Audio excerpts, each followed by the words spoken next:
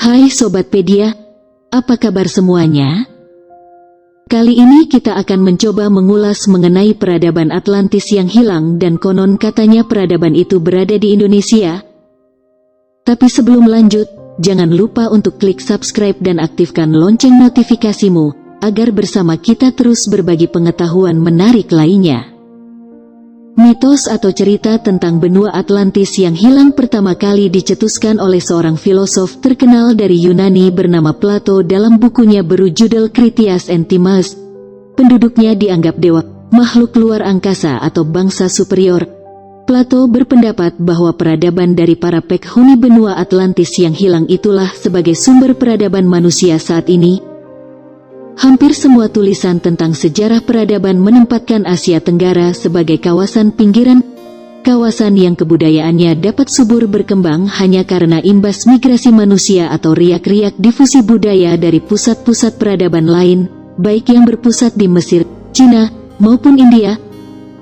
Pemahaman tersebut mengacu pada teori yang dianut saat ini yang mengemukakan bahwa pada zaman es paling akhir yang dialami bumi terjadi sekitar sampai tahun yang lalu mempengaruhi migrasi spesies manusia. Zaman es terakhir ini dikenal dengan nama periode Younger Dryas. Pada saat ini, manusia telah menyebar ke berbagai penjuru bumi berkat ditemukannya cara membuat api tahun yang lalu. Dalam kurun 4000 tahun itu, manusia telah bergerak dari kampung halamannya di padang rumput Afrika Timur ke utara, menyusuri padang rumput purba yang kini dikenal sebagai Afrasia. Padang rumput purba ini membentang dari pegunungan Kenya di selatan, menyusuri Arabia, dan berakhir di pegunungan Ural di utara. Zaman es tidak mempengaruhi mereka karena kebekuan itu hanya terjadi di bagian paling utara bumi sehingga iklim di daerah tropik subtropik justru menjadi sangat nyaman. Adanya api membuat banyak masyarakat manusia betah berada di padang rumput Afrasia ini.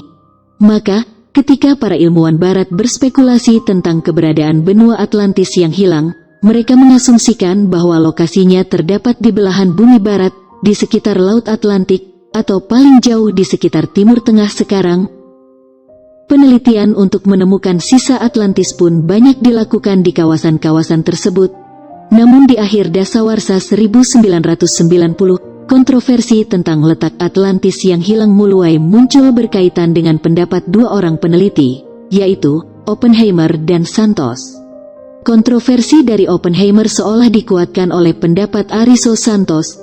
Profesor asal Brazil ini menegaskan bahwa Atlantis yang hilang sebagaimana cerita Plato itu adalah wilayah yang sekarang disebut Indonesia. Pendapat itu muncul setelah ia melakukan penelitian selama 30 tahun yang menghasilkan buku Atlantis.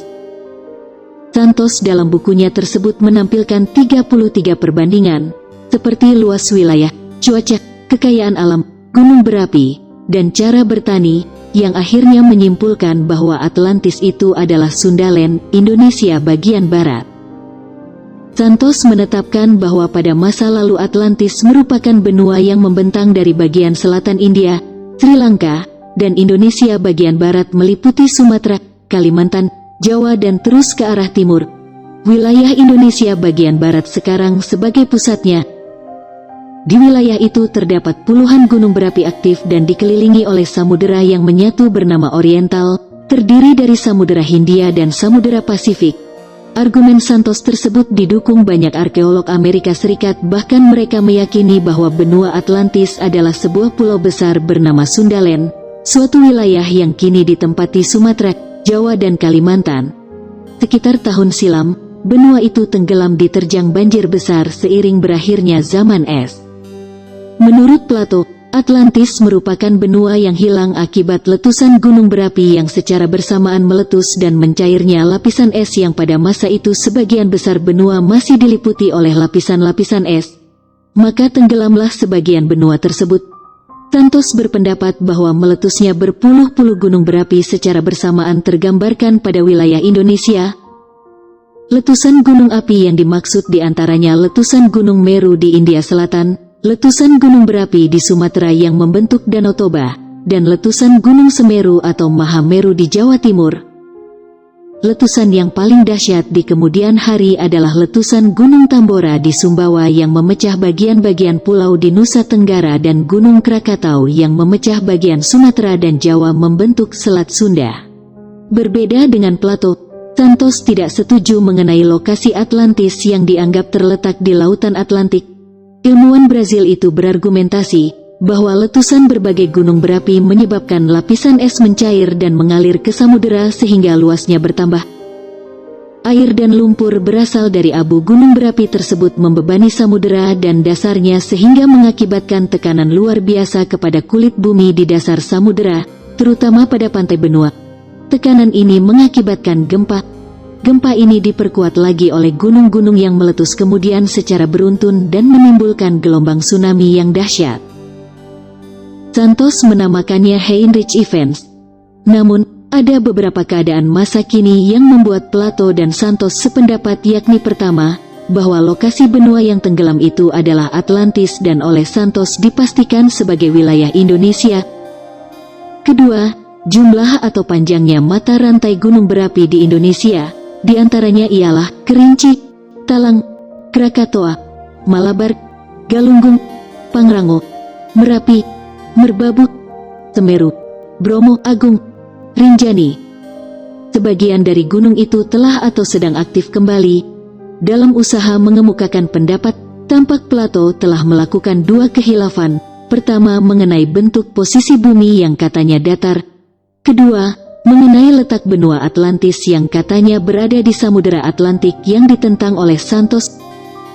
Penelitian oleh para ahli Amerika Serikat di wilayah Atlantik terbukti tidak berhasil menemukan bekas-bekas benua yang hilang. Oleh karena itu tidaklah semena-mena ada peribahasa yang berkata, Amicus Plato, sed magis amica veritas. Artinya, saya senang kepada Plato tetapi saya lebih senang kepada kebenaran. Atlantis memang misterius, dan karenanya menjadi salah satu tujuan utama arkeologi di dunia. Jika Atlantis ditemukan, maka penemuan tersebut bisa jadi akan menjadi salah satu penemuan terbesar sepanjang masa. Semoga ini bisa kembali terwujud. Nah, bagaimana Sobat Pedia? Semoga video ini bermanfaat dan dapat menambah wawasan pengetahuan kita.